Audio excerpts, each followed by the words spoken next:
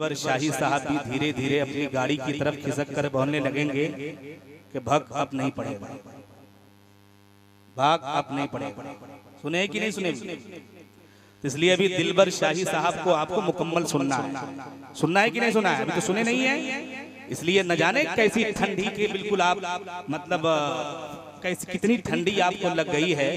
कि आपके जुबान पे भी ताले पड़ गए। अभी दिलबर शाही साहब बोलने कर रहे थे कि बोलिए लब्बैक या रसूल अल्लाह, तो कुछ ही लोग बोल रहे थे, बाकी अक्सर लोग खामोश थे। हजरात, यकीनन ये जो हम मिजाज बना करके रखे हैं, और यही अगर कव्वाली की महफिल होती तो हमारे नौजवान यहाँ आकर के बोलना तो छोड़िए, नाच कूद किया करते और फिर अपनी जवानी का जुनून दिखाते, फिर ये दिखाते कि हमारे अंदर ताकत है, फिर ये दिखाते हम आशिक लोग हैं, हमारे अंदर जुनून है। मैं कहना चाहता हूँ, जब नबी ये पाक के नाम के महफिल में आकर के आपके अंदर अगर इश्क वाला सबूत न जग पाए, फिर क्या फायदा है आपकी जवानी का? फिर क्या फायदा है आप जैसे लोगों को जलसा में आने के लिए? मेरे प्यारे, मैं कहना चाहता हूँ, यकीनन अगर आप अपने दीनो दुनिया को संवारना चाहते हैं तो इन जलसों में आकर के इन उलमाए किराम के तकारीर को सुन करके और नात खाने रसूल की नात खानी को सुन करके आप अपने अंदर जब बेदारी लाएंगे तो खुदा की कसम अल्लाह ताला आपको दीनो दुनिया की कामयाबी अता करेगा। जोर से बोलिए, जोर से। इमाम अहले सुन्नत हुजूर आला हजरत शाह इमाम अहमद रजा खान फाजिल बरेलवी अलैहि रहमत व रिजवान इरशाद फरमाते हैं, सूना जंगल रात अंधेरी छाई बदली काली है, सूना जंगल रात अंधेरी छाई बदली काली है, सोने वालों जागते रहियो चोरों की रखवाली है। सोना पास है सूना बन है, सोना जहर है उठ प्यारे, तू कहता है नींद है मीठी तेरी मत ही निराली है। वो तो निहायत सस्ता सौदा बेच रहे हैं जन्नत का, वो तो निहायत सस्ता सौदा बेच रहे हैं जन्नत का, हम मुफलिस क्या मूल चुकाएं अपना हाथ ही खाली है। दुनिया को तू क्या समझे ये बिस्की गांठ है हर्राफा, सूरत तो देखो जालिम की कैसी भोली भाली है। आइए हजरात मिलंद आवाज के साथ दुरूद शरीफ का हदिया पेश करें। पढ़ें बारगाह रिसालत में दुरूद शरीफ, अल्लाहुम्मा सल्ली अला। ऑपरेटर साहब, आप मेन मशीन से ट्रेवल बढ़ाओ, दोनों बॉक्स में आवाज दीजिए, मेन मशीन से आवाज दीजिए, मिक्सचर से नहीं। हजरात, ये दारुल फैजान औलिया के हवाले आज का ये जलसा, जिस जलसे में आप सब लोग शिरकत कर रहे हैं, यकीन जान लीजिए जलसों में शिरकत करने का आप सबका एक मिजाज होना चाहिए कि हमें इस मदरसे के जलसे में हाजिर होकर एक पैगाम लेकर के जाना है। हमें यहाँ से पैगाम लेकर के जा करके उस पैगाम पर अमल करके अपनी जिंदगी की जो है रफ्तार को आगे बढ़ाने के लिए सोचना है। हजरात, आइए मैं आपको बताना चाहता हूँ, इको कम करो, वो इको कम करो, मैं बताना चाहता हूँ, यकीन जान लीजिए आज जो है हमारे सीमांचल में इदारे तो हैं, मदरसे तो हैं, मकतब तो हैं, लेकिन उन इदारों में पढ़ने वालों की तादाद बिल्कुल ना के बराबर है। फिर हम ये सोचते हैं कि हमारे गांव में कोई इस्लामी सोसाइटी नहीं, हमारे गांव में कोई इस्लामी माहौल नहीं। मैं कहना चाहता हूँ हजरात, जरा देखा जाए कि आज हम जैसे लोग एक तो एक बात याद कर लें कि औलाद जिसको जो है अल्लाह जो है जिसे औलाद की नेमत से नवाजा है, औलाद की नेमत बहुत बड़ी नेमत है। मेरे प्यारे, किसी ऐसे बाप से जाकर के पूछ जिस बाप के पास पैसे तो हैं, घर तो है, मकान तो है, जायदाद तो है, लेकिन औलाद जैसी नेमत अगर नहीं है तो खुदा की कसम वो खून के आंसू रोते हैं। नारे तकबीर! सारे लोग खड़े होकर के इस्तकबाल कर लीजिए कि इसलिए कि शेर हिंदुस्तान की आमद हो रही है, हुजूर गाज़ी मिल्लत की आमद हो रही है, हिंदुस्तान की पहचान की आमद हो रही है। सारे लोग खड़े होकर के इस्तकबाल कर लीजिए। नारे तकबीर, नारे रिसालत, मसलके आला हजरत, फैज़ाने आला हजरत, हुजूर गाज़ी मिल्लत, हुजूर गाज़ी मिल्लत, हुजूर गाज़ी मिल्लत। नारे तकबीर, नारे रिसालत। माशाअल्लाह, बैठ जाएं आप लोग, बैठ जाएं। देख रहे हैं आप गाज़ी मिल्लत मुफक्किर इस्लाम, जिनके दिलों में कोई और दर्द नहीं बल्कि मुकम्मल कौम का दर्द है, जिनके दिलों में कोई दर्द हो या ना हो, लेकिन कौम का मुकम्मल दर्द है। दिन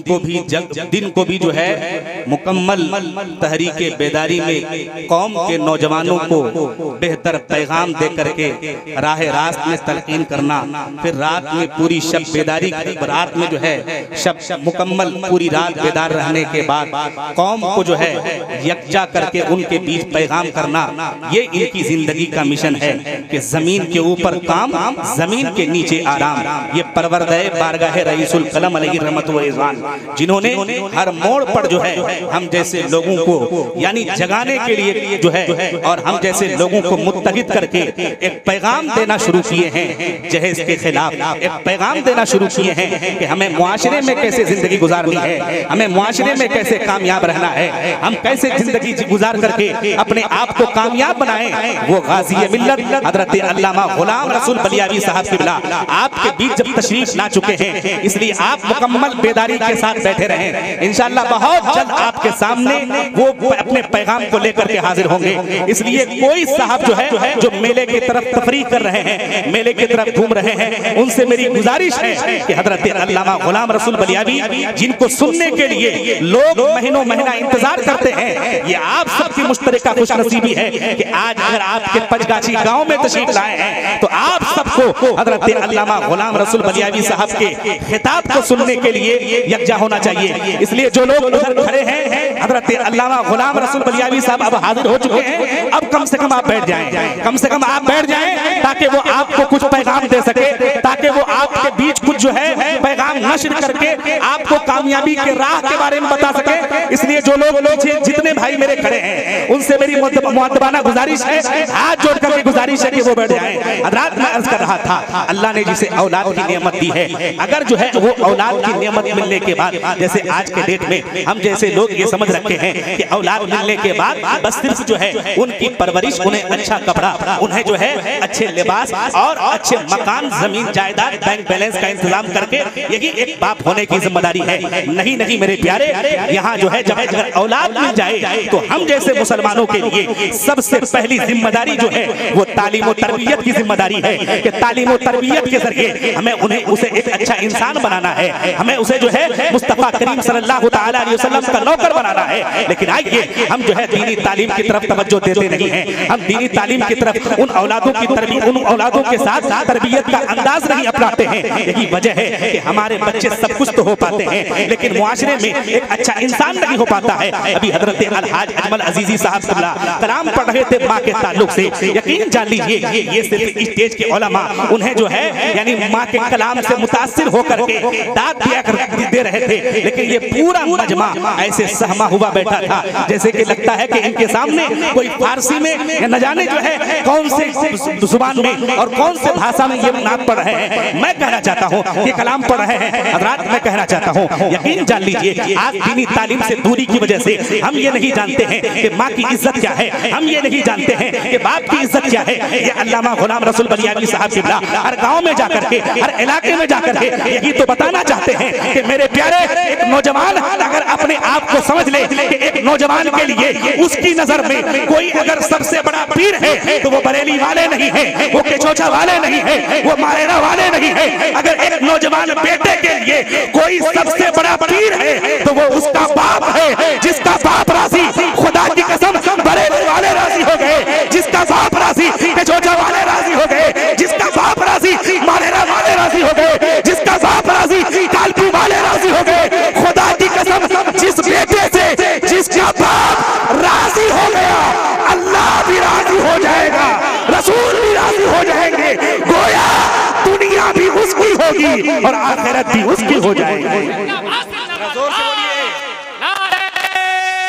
तकबीर, ऊंची आवाज से बोले, ऊंची आवाज से नारे तकबीर, नारे रिसालत, असमते वालिदैन, नारे तकबीर,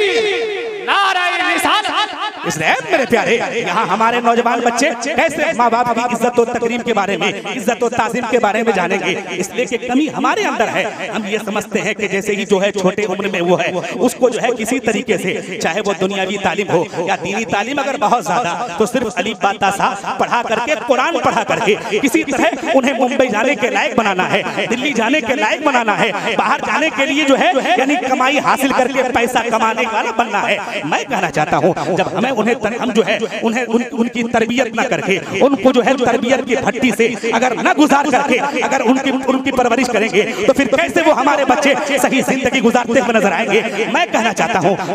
आज के डेट में नौजवानों को देखिए, अगर जलसे में कोई पीर साहब आ जाएं तो उनके हाथ और पैर को चूमने के लिए इस कदर वो शौक से आगे बढ़ता है कि वो थोड़ी देर के लिए सोच लेता है कि शायद पीर साहब के कदम को चूमेंगे तो हमें जन्नत मिल जाएगी, हम बहुत बड़े नसीब वाले हो जाएंगे। यकीन जान लीजिए मेरे प्यारे, आलिम दीन के कदमों को चूमना चाहिए, पीर कामिल के कदमों को चूमना चाहिए, लेकिन खुदा की कसम उस नौजवान को किसी भी आलिम और किसी भी पीर के हाथ और पैर को चूमने का कोई हक नहीं है जो अपने घर में अपने माँ बाप के हाथ को बोसा नहीं देता है, जो अपने घर में अपने माँ बाप के हाथ को बोसा नहीं देता है। क्या फायदा है फिर आपको किसी आलिम के हाथ को बोसा देने का, किसी पीर के हाथ को बोसा देने का। हज़रात मैं कहना चाहता हूँ आखिर माँ की इज्जत हम नहीं जानते हैं, बाप क्या है, बाप ने किन कुर्बानियों के साथ किस कदर तंग तरीन राहों में गुजर करके हमारी परवरिश की है, खुदा की कसम हम ये नहीं जानते हैं। खुदा की कसम आज सुबह की बात है, मैं एक टेम्पू पे सफर कर रहा था तो वो टेम्पू में एक साहब थे जो रोते हुए बोले हजरत आंख बनाने के लिए नेपाल गए हुए थे, पैसे नहीं होने की वजह से आधी दवाई लेकर के आए हैं, आधी दवाई लेने के लिए फिर पैसे का इंतजाम करने आए हैं। मैंने कहा क्या बात है साहब, आपके पास औलाद नहीं है? उन्होंने कहा कि हजरत एक नौजवान बेटा है जिसकी अभी शादी नहीं हुई है, थोड़े बहुत पैसा वो तो देता है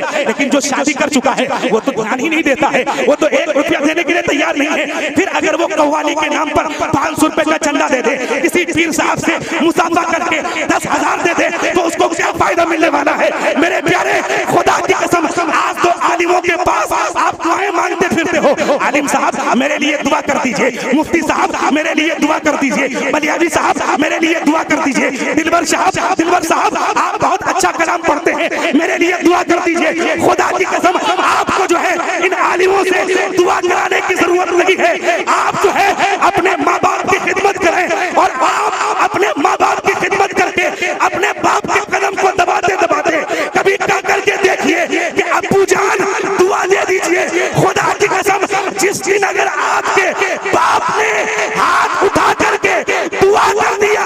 अभी उसके हाथ नीचे नहीं गिरेंगे कि अल्लाह आपके तकदीर के बेहतरी का फैसला कर देगा। जरा जोर से बोलिए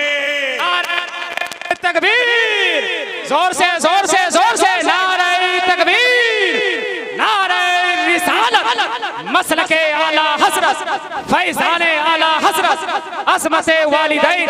वो थे इल्म से महरूम लेकिन हमको पढ़ाया है, पसीना हद से बढ़कर मेरी खातिर उसने बहाया है।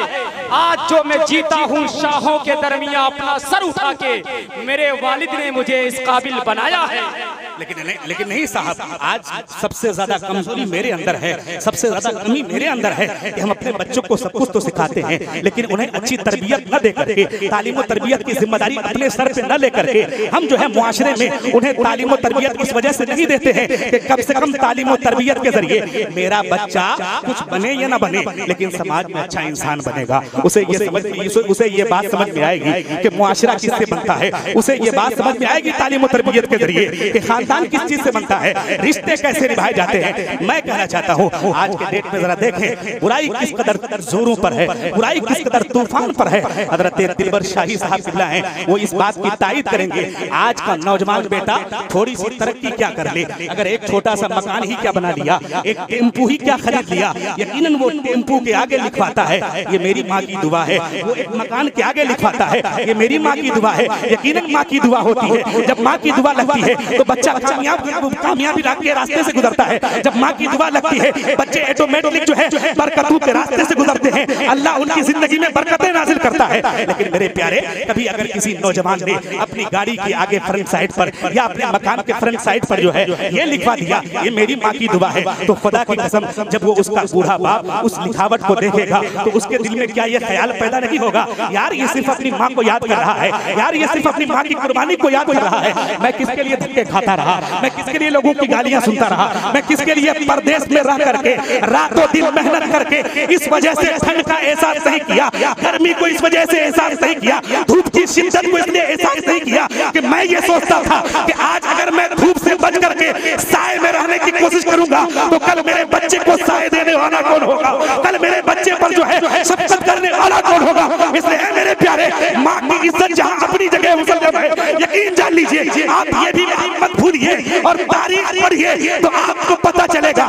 ये बिजली के करंट से मरने वाला कौन है, ये बाप है, ये जो है यानी एक्सीडेंट में मरने वाला कौन है, ये तेरा बाप है, ये जो है सड़क के हादसे में मरने वाला ये कौन है, तेरा बाप है, ये रेल की पटरी के नीचे दब करके मरने वाला ये कौन है, ये तेरा बाप है, खुदा की कसम तुझे इज्जत दिलाने वाला ये कौन है, ये तेरा बाप है, तुझे जो है मुआशरे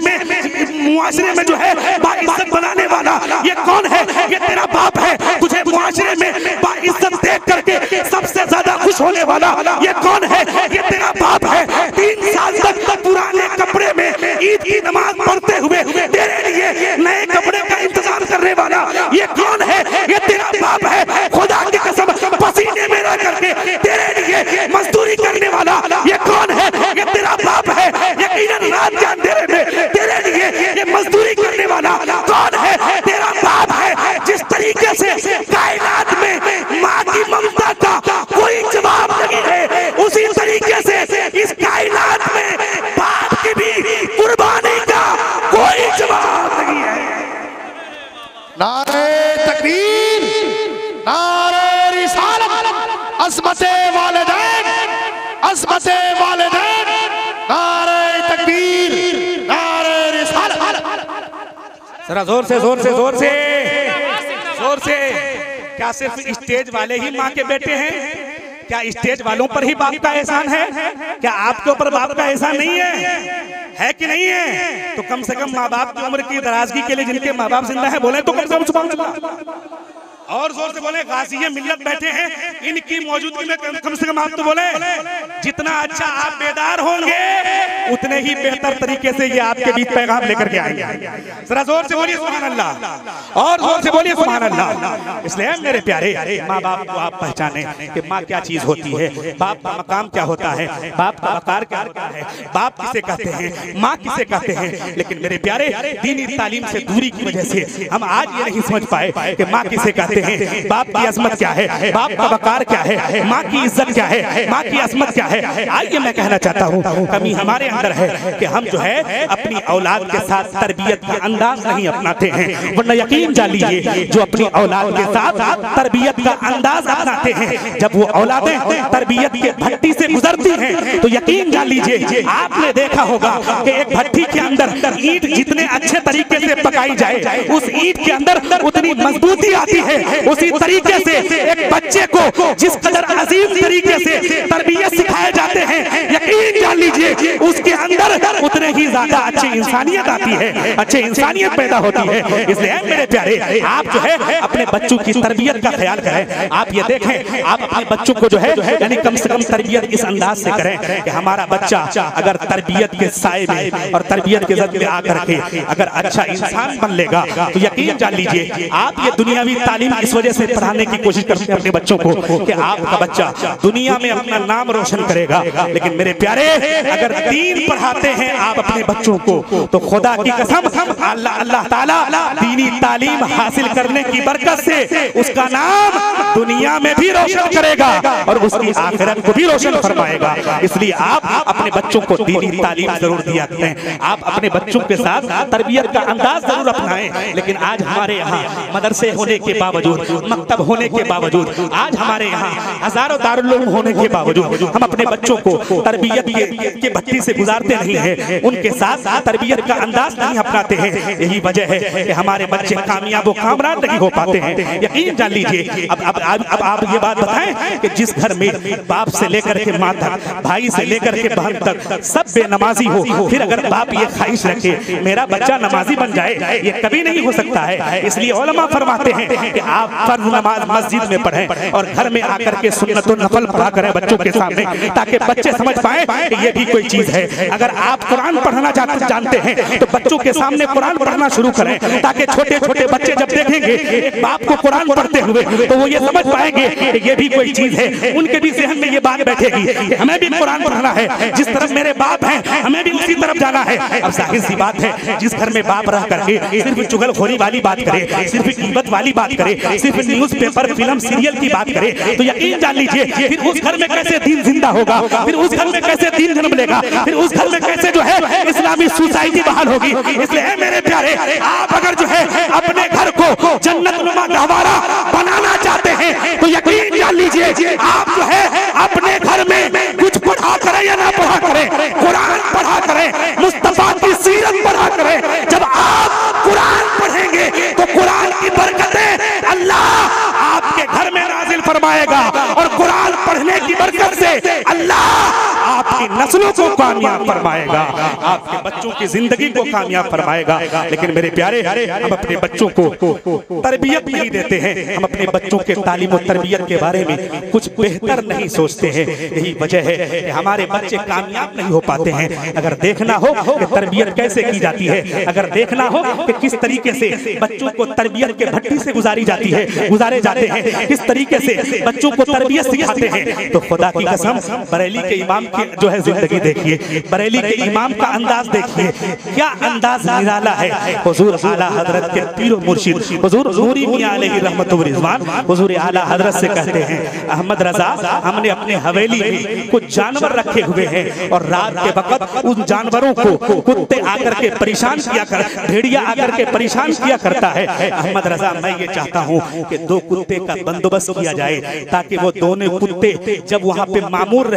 रहेंगे तो कम से कम उन कुत्तों की वजह से हमारे जानवर महफूज रहेंगे। यकीन जान लीजिए हुजूर आला हजरत को कहा गया था कि 2 कुत्ते का इंतजाम किया जाए। हुजूर आला हजरत को चाहिए ये था कि वो 2 कुत्ते का इंतजाम करते, फिर हजरत नूरी मियां अलैहि रहमा के पास आते, हुजूर मैंने इंतजाम कर लिया, जैसा आपका हुक्म था आपके हुक्म की तामील कर लिया। लेकिन वाह वाह, देखिए क्या अंदाज है, क्या निराला अंदाज है बरेली के इमाम का। घर जाते हैं और अपने दोनों शहजादे हजरत हुज्जतुल इस्लाम अल्लामा हामिद रजा खान, हजरत हुजूर मुफ्ती आज़म हिंद अल्लामा मुस्तफा रजा खान को लेके आते हैं। कहते हैं हुजूर ये दोनों मेरे जो है शहजादे हैं, ये दोनों गुलामजादे हैं, हुजूर आप इन्हें कबूल फरमा लें, ये आपके घर में जो है नौकरी करेंगे, आपके घर की भी हिफाजत करेंगे, आपके जानवरों की भी हिफाजत करेंगे। हुजूर आप इन पर नजरे करम डाल दें ताकि ये बच्चे कामयाब हो जाए। हजरत नूरी मियां अलैहि रहमा नजर उठाते हैं और दुआ से नवाजते हैं, अहमद रजा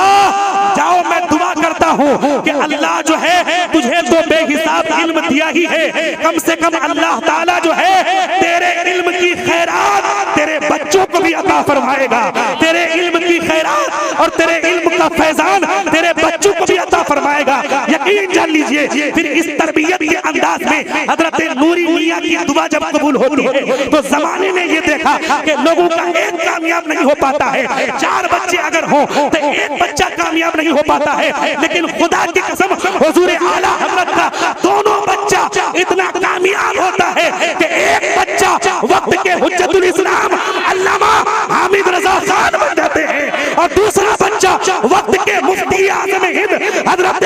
अल्लामा मुस्तफा रजा खान। नारे तकबीर, नारे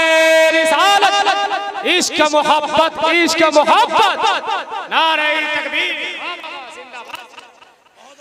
इसलिए मेरे प्यारे, आप चाहते हैं कि आपके बच्चे अगर आने वाले जिंदगी में कामयाब रहें, उनकी जिंदगी कामयाब हो, उनकी आखिरत कामयाब हो, तो आप अपने बच्चों के लिए अच्छे मकान का बंदोबस्त करें या ना करें, उनके लिए जमीन का बंदोबस्त करें या ना करें, उनके लिए बैंक बैलेंस का बंदोबस्त करें या ना करें, उनको जरूर दीन सिखाएं, उनकी जरूर बेहतर तरीके से तरबियत करें। लेकिन नहीं साहब, आज एक तो हमारे यहाँ दीनी मदरसों में बच्चे पढ़ने के लिए तैयार नहीं होते हैं, गार्जियन हजरात उन्हें पढ़ाने के लिए तैयार नहीं होते हैं। दो चार बच्चे अगर किसी तरीके से मदरसे में पढ़ने के लिए आ ही गए, अगर हमारे उस्ताद जो है उन्हें तरबियत के भट्टी से गुजारें, उनके साथ तरबियत का अंदाज अपनाएं, अगर एक दो ज़र्ब जो है उन बच्चों को किसी दिन मार ही दें, एक दो डंडे एक दो छड़ी से उन बच्चों को तरबियत सिखाने के लिए, उन पर सख्ती करने के लिए अगर मार ही दें, तो यही गाँव का चौधरी, यही गाँव का बहुत बड़ा पत्नी जिम्मेदार जो है ये कहता है, मौलवी साहब तेरी तनख्वाह कितनी है? तेरी तनख्वाह है 8,000 और 5,000 मेरा बच्चा 2 दिन में खर्च करता है। तेरी हिम्मत कैसे हो गई मेरे बच्चे को मारने के लिए? मेरे प्यारे,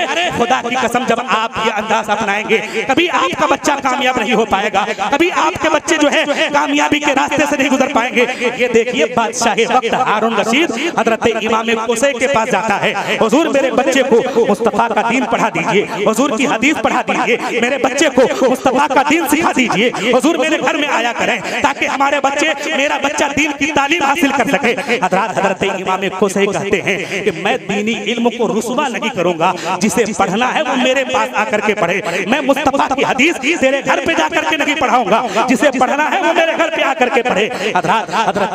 हजरत इमाम कुसै से वो हारून रशीद बादशाह कहता है, ठीक है हुजूर, मेरा बच्चा आप ही के पास आएगा, लेकिन उनके ऊपर इतनी मेहरबानी जरूर आप कर देना कि जब वो आएगा तो चूंकि उन्हें और बहुत कुछ पढ़ना होता है, कम से कम उसका सबक जल्दी से आप सुन लिया करें, ताकि वो जल्दी जब फारिग होकर के आ जाएगा तो वो और पढ़ेगा जो उसकी जिंदगी में और पढ़ाई है। हजरत इमाम कुसै कहते हैं ये भी नहीं हो सकता है, जो पहले आएगा वो पहले सुना करके जाएगा, जो बाद में आएगा वो बाद में सुना करके जाएगा। मुस्तफा के हदीस के पढ़ाने के मामले में किसी से कोई रियायत नहीं, किसी से कोई भेदभाव का बर्ताव नहीं। हजरात यकीन जान लीजिए, हजरात यकीन जान लीजिए, बादशाह वक्त जो है हारून रशीद अपने घर में आता है और आने के बाद कहता है अपने बेटे मामून रशीद से कि बेटे ये सारे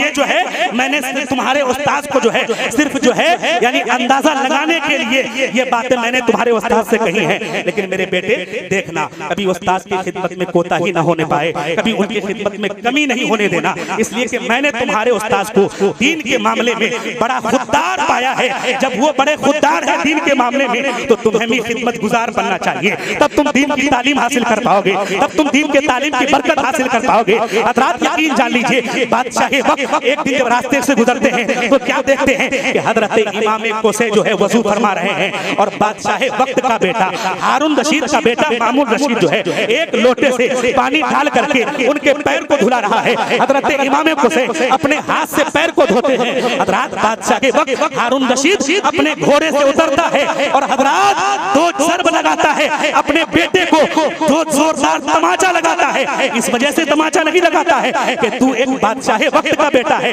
और तू एक मौलवी की खिदमत कर रहा है, तू एक पैसे वाले का बेटा है और तू मौलवी के सामने उसकी खिदमत कर रहा है। आज के डेट में हम लोगों का ये फैशन बन चुका है, मेरा बच्चा समाज में अगर किसी डकैत के साथ घूमे तो हम ये समझते हैं हाँ मेरा बच्चा जमाने में पहचान बना रहा है। अगर हमारा बच्चा समाज में किसी चोर के साथ घूमे, किसी लुच्चे के साथ घूमे, किसी लफंगे के साथ घूमे तो हम ये सोचते हैं मेरे बच्चे के ताल्लुकात बड़े बड़े लोगों से हैं। मैं कहना चाहता हूँ मेरे प्यारे, ये सारे लुच्चे लफंगे, ये चोर, ये डाको दुनिया में तो बड़ा हो सकता है, लेकिन खुदा की कसम इसके लिए आखिरत में इसके बड़ाई का कोई हिस्सा नहीं है। ये आखिरत में कभी बड़े नहीं हो सकते हैं। यकीन जान लीजिए, जो है चोर के साथ अपने मामलात को रखता है, अपने जिंदगी में उठना बैठना लुच्चे लफंगे के साथ रखता है, फिर उनके घर में लुच्चा लफंगा ही पैदा होगा, कभी कोई दीनदार पैदा नहीं होगा। लेकिन खुदा की कसम अगर आपका बच्चा, अगर आपका बेटा किसी आलिम के साथ रहता है, अगर उनकी जिंदगी आलिम के साथ गुजर रही है तो खुदा की कसम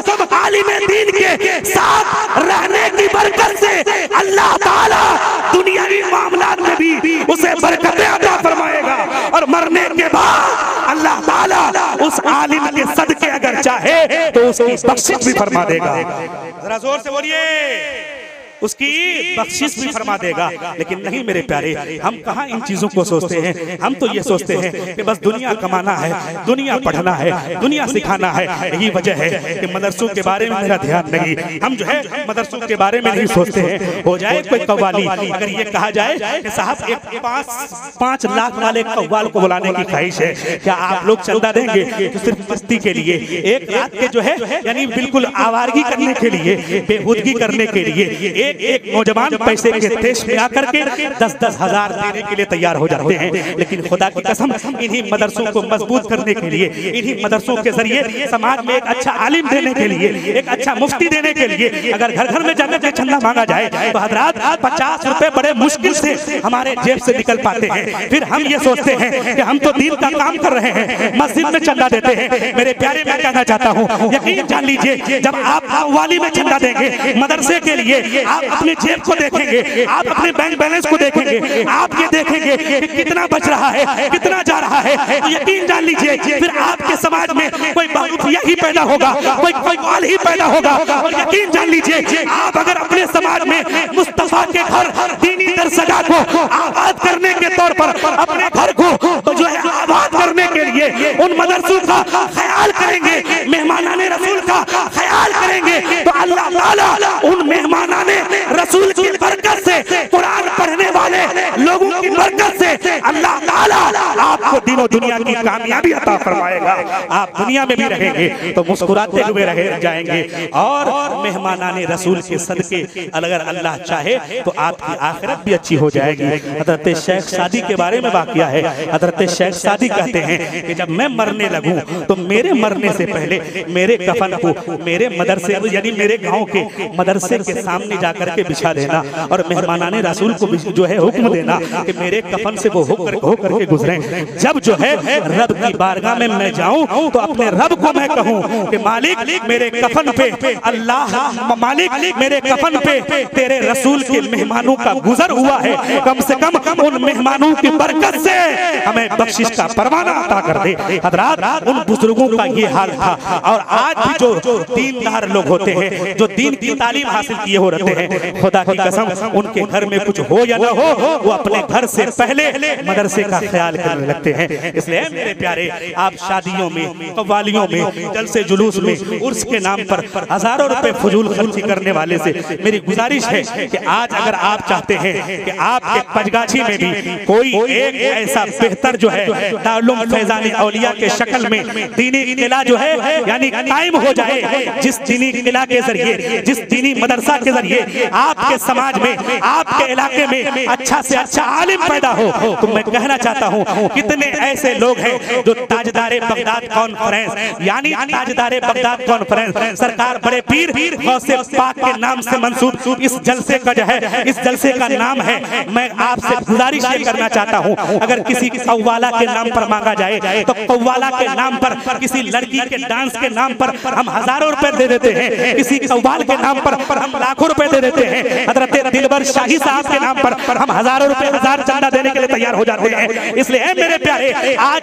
इन लोगों के नाम पर नहीं, आप जो है मुस्तफा के घर की तामीर करने के लिए मैं पूरे मजमे में से कम 5 ऐसे लोगों को देखना चाहता हूं जो सरकार बड़े पीर का फैजान 11,000 रुपए देकर के हासिल करना चाहे। कितना हजार? 11,000 पूरे मजमे में, पूरे मजमे में। ये 500 रुपए आपके हैं जी, 1,000 है माशाल्लाह। क्या नाम है भैया आपका? मोहम्मद शाहनवाज साहब। देखिए, मैं अभी बोला नहीं कि ये 1,000 रुपया अल्लाह के रसूल के घर की तामीर के लिए दे दिए। वाह, बोलिए सुभान अल्लाह। अरे जोर से तो बोलिए सुभान अल्लाह। क्या आप नहीं चाहते हैं कि भाई मदरसा, आप चाहते हैं मदरसे के लिए कुछ किया जाए? अब बताएं कि आज हमारे यहाँ छपरा सीवान के इलाके में आप जब जाएंगे या आप सुनते होंगे, हम लोग उस इलाके में रहते हैं, यकीन जान लीजिए ढूंढने से भी अगर किसी मदरसे की आप जो है बदहाली जा करके देखेंगे तो आप ढूंढने से भी बदहाली जल्दी नहीं देख पाएंगे। लेकिन आज हमारे यहाँ देख लीजिए, हमारे यहाँ मेरे प्यारे 3-3 लाख का जलसा तो होता है, 5-5 लाख का जलसा तो होता है। इलाके का सर्वे किया जाए तो बहुत सारे मदरसे, मैं समझता हूँ तकरीबन 75% मदरसे ऐसे मिलेंगे जो बगैर छत के मदरसे हैं, जिनमें रहने के लिए बच्चों को परेशानी होती है। क्या मेरे प्यारे, अगर हम अपने इलाके में 5 लाख का जलसा कर सकते हैं तो क्या 50 लाख के मदरसे की तामीर नहीं कर सकते हैं? कर सकते हैं, लेकिन हम सिर्फ वाहवाही चाहते हैं, हम सिर्फ मस्ती चाहते हैं। यही वजह है कि हम मदरसा बनाने के लिए तैयार नहीं है, हम मदरसे को मजबूत करने के लिए तैयार नहीं है। सिर्फ हम आवारगी के नाम पर और तरह तरह के जो है यानी सिर्फ अपने मस्ती के नाम पर हजारों रुपए देने के लिए तैयार हो जाते हैं। इसलिए मैं ज्यादा नहीं, ऐसा नहीं कि 51,000 रुपया या 1 लाख के दीवान के लिए आपको